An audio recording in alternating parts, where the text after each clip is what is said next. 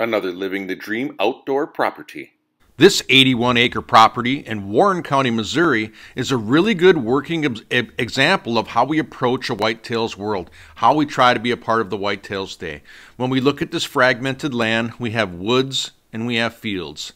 The deer are in the woods during the day bedded and sleeping. The deer are in the fields at night eating.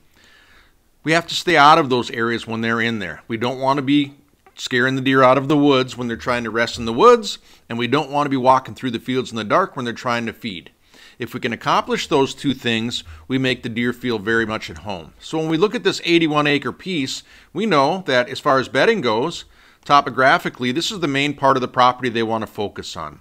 They have a little bit of roll, they use the prevailing winds, they use some thermal activity. It keeps them safe, and if we don't go in there and bother that, they will bed there over and over and over again. On the outside of this is the food. That's where they're going to feed at night. If we give them safe food on our property, we create some plots and screen them from human sight, sounds, and smells. If the human sight, sounds, and smells don't penetrate these areas in September and October, our deer get in a pattern of feeling very comfortable using them.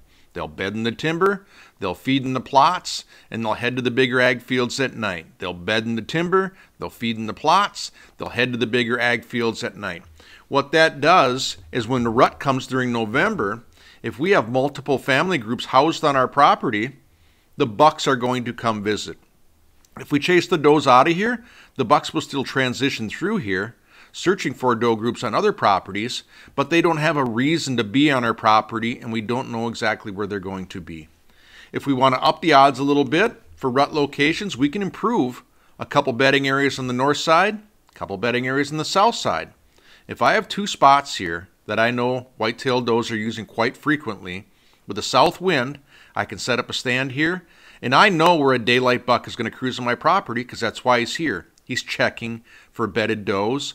They are more than likely to be in the improved areas. If it's a north wind and I have improved areas down here, two of them, if they use both or only use one, as long as you use them more often than not, with the north wind, a cruising buck during the rut is going to go downwind of this bedding area, downwind of this bedding area. I'm going to be here in between the two in a very predictable spot to hunt. So this 81-acre property in Warren County, Missouri, fairly easy and straightforward to set up, but it's a really nice illustration of how to try be a part of the deer's day.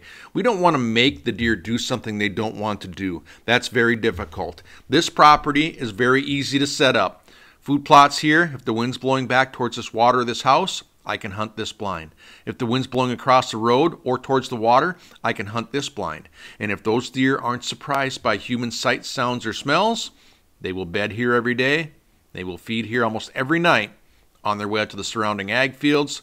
Plus, I have the bait to attract cruising bucks during the rut. Now, there's more than one way to skin these cats and make this happen, but this is just a really nice example of a really nice property that does have everything a white-tailed deer wants through any day and any part of the season.